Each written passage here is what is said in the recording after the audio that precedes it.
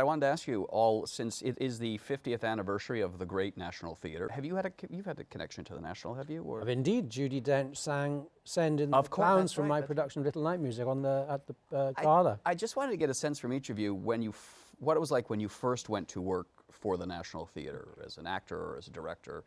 Who was there? What it was like to walk into this great building and know, in some ways, you've Well, arrived. I should start because I think I got there first. Yeah.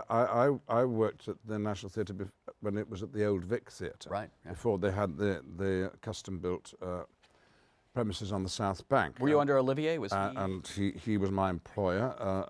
I didn't work, alas, with him. I worked for him. Mm-hmm. But with Maggie Smith and her then husband, Robert Stevens, and Joan Plowright, Lady Olivier, and many, many other actors. Practically every actor, with the exception of Patrick, of my generation, went through that company for Olivier. I mean, Anthony Hopkins, Derek Jacobi, Mike Gambon were all there.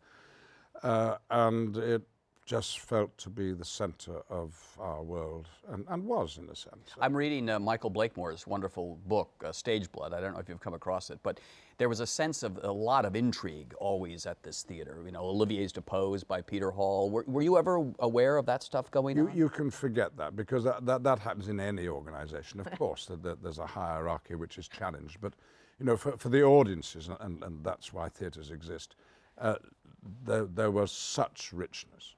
And one of the riches was the first production of No Man's Land, which happened there. And then things changed, and the directors came in, and you worked for them. And when did you arrive at the National? 80s, was it? Yes, in 1985. I've only worked at the National once. Oh. You were an RRC guy, right? Was that? I was largely, yes. There's a curiosity. Peter Hall employed me at the Royal Shakespeare Company in 1966, and the following year he resigned. Right, right. Peter Hall employed me at the National Theatre in 1985, and the following year resigned. So I lost my hook in both theatres, so I hung on in the RSC. I love going to the National Theatre.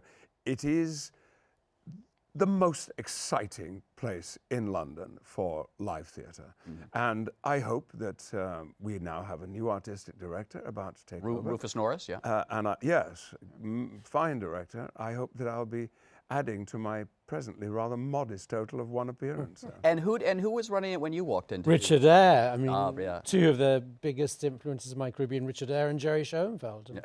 I started the National. We took a revival of a play that Ian debuted, Bents. Oh yeah. We took the first revival of it ever. We did it for Stonewall. We did it as a fundraiser to one night only. One night only to raise money for Stonewall, which was the gay awareness activist group.